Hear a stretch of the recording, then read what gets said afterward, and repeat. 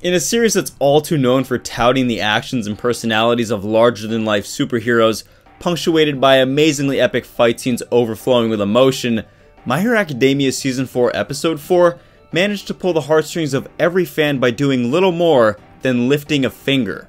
In an episode that focused around subverting the traditional instincts of a hero, Mirio and Deku are thrust not into a frantic battle, but a suspenseful and thrilling psychological drama spurred on by this single chilling moment.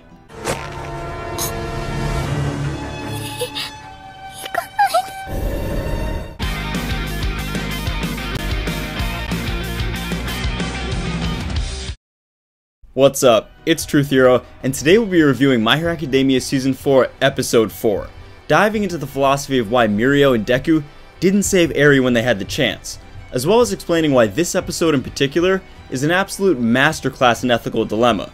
But before we do this, let's first summarize the main conflict.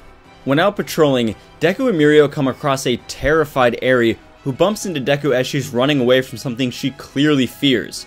Helping her up, Deku and Mirio come face to face with Kai Chisaki, the capo of the Yakuza organization the 8 Precepts of Death, and the guy their agency is after. To keep their covers up, Mirio quickly slaps Deku's hero mask on and excuses them for being new and inexperienced heroes. Kai Chisaki apologizes for his daughter's outburst, and it looks as if all can be resolved. But of course, your boy Deku smells blood in the water, and with his heroic instincts, just can't let this go. Deku, without hesitation, notices Eri is scared and even trembling, and Chisaki's excuse of scolding her doesn't convince him of this level of fear. What kind of girl has bandages on her arms from simple playground falls? Why won't she let go of me? I'm a stranger. Chisaki is your father. Clearly this child is being abused, and no hero can allow that. What follows is a masterclass in keeping up appearances and calm under pressure. If Deku and Mirio pry into the situation, they might blow their covers for the mission.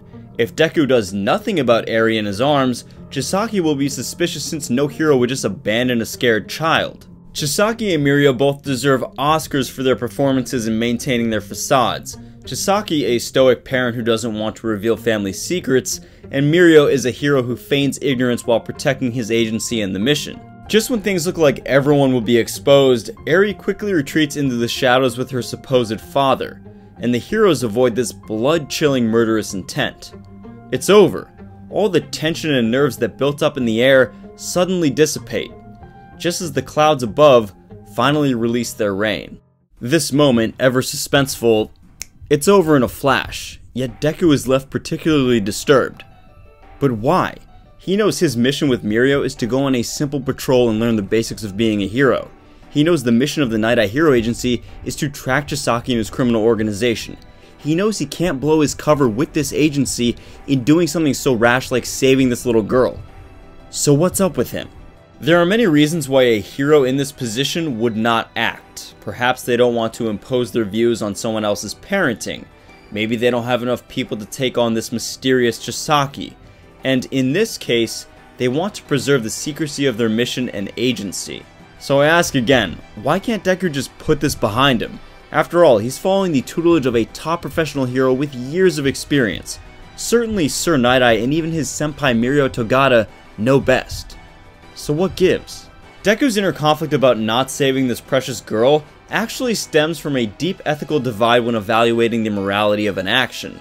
Deontological versus Utilitarian Ethics. Now I'm not going to bore you with some long history and complicated philosophical definition of this clash in ethics, but it is important to understand these two schools of thought and how really everyone involved here, Deku, Mirio, Sir Nighteye, and even All Might, are all affected by this philosophy.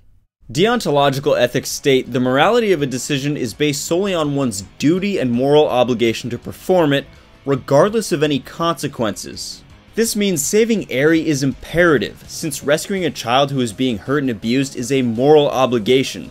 It is simply the right thing to do, regardless of any consequences that come afterwards, such as pissing off Chisaki. On the other hand, utilitarian ethics states the morality of a decision is based solely on the outcome which will benefit the most people. This means delaying saving Eri in order to track Chisaki and his organization, apprehend them, and save countless people from his criminal activity. Thus, not saving Eri benefits the most people and is held to be the correct decision. So if I were to simplify this dilemma, it really just depends on what type of ethics you favor.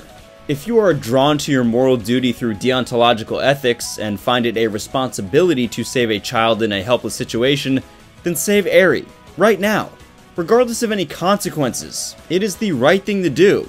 On the other hand, if you can delay your emotions and consider the vast number of people taking down Chisaki and the 8 precepts will help, and the overwhelming benefits this will bring to a quirk society on the tipping point, then hold off on saving Eri right now. It's morally right to help the majority of people. And yes, it may seem a bit heartless, but Eri can endure just a bit more so that no one in the future has to suffer. And hey, that might be where this video would end. It's honestly up to you and your own philosophy to decide.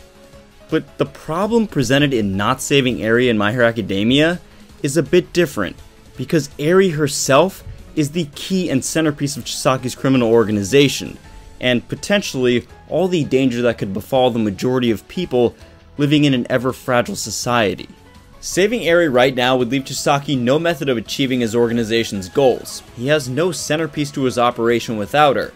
He can do no harm to society, other than perhaps curing people of ailments as he disassembles and then reassembles their bodies. Or occasionally just making a few people go splat. But ultimately, not a bigger threat than some common street thugs with overpowered quirks. In fact, taking Eri right now certainly would be suspicious. However, it would draw Chisaki out since he, as her father, would need to pursue heroes that would take his daughter by intervening here. And in this regard, Chisaki would be vulnerable. Nighteye, along with the other hero agencies, could flesh him out into the open and capture this leader of the 8 precepts. Also, Chisaki might not want to overextend himself too much and might just keep playing along as Eri's dad and try to get her back by way of apology for scolding her, thus solving the conflict. Now, to be fair, this would be more dangerous, especially for Eri's mental state. Did you see that evil intent in Chisaki's eyes? And Chisaki probably wouldn't pull any punches either, so people in the surrounding area as this chase unfolds might be in grave danger. Mirio, Deku, and the other heroes might not be enough, especially on such short notice. There are any number of things that could have happened, and ultimately hindsight is 20/20. If I knew a little girl in trouble was also the key to a boss's organization that I was trying to take down, of course, save her right away. Kill 2 birds with 1 stone. This episode presents this ethical dilemma between Deku and Mirio's heroics so well because it has these 2 budding heroes reflect their master's own philosophies. Deku has always rushed in to help those in need. Even before he had a quirk, he attempted to save Bakugo from the sludge villain when all the other heroes were too busy calculating the risks. In fact, it's this selfless instinct to always help those in need that led to All Might choosing him as his successor. All Might, true to his deontological values, will try to save everyone no matter the consequences. This is why he's actually so weak and almost couldn't save the students at the USJ incident. Nighteye specifically points this out. How can you save people when you can barely smile? Try to be logical about this. In stark contrast to this, Mirio Togata will consider all the possibilities and see the bigger picture before he engages, as he wants to save the most lives, even 1 million people. Just as his master Sir Nighteye will use a utilitarian vision and will always take the logical approach by calculating the risks of every situation to save the most people. After all, haste makes waste. Yet, like All Might alluded to, while he is calculating these risks, people like Eri are in desperate need of help and not getting it. And it's this ethical dilemma that sums up the relationship between Sir Nighteye and the symbol of peace. It wasn't that Sir Nighteye wanted people to be without their symbol of peace, and it wasn't that All Might wanted to charge recklessly into every fight barely smiling, or some twisted future where Nighteye sees him dying a gruesome death. It's just that these 2 disagreed on which ethics to apply when it came to heroism. All Might felt compelled to save people no matter the cost, because it is inherently the right thing to do. And Nighteye felt it was morally responsible and correct to save the most people, and if the symbol of peace is too reckless in saving 1, then in the future, he won't be able to save anyone. My Hero Academia Season 4 gets a lot darker, not only in the subject matter of Chisaki and a criminal organization, Eri's traumatic situation, and the news that All Might's end may be drawing near, but also in how it subverts the entire expectations of what a hero must do in those critical moments. And of course, this scene.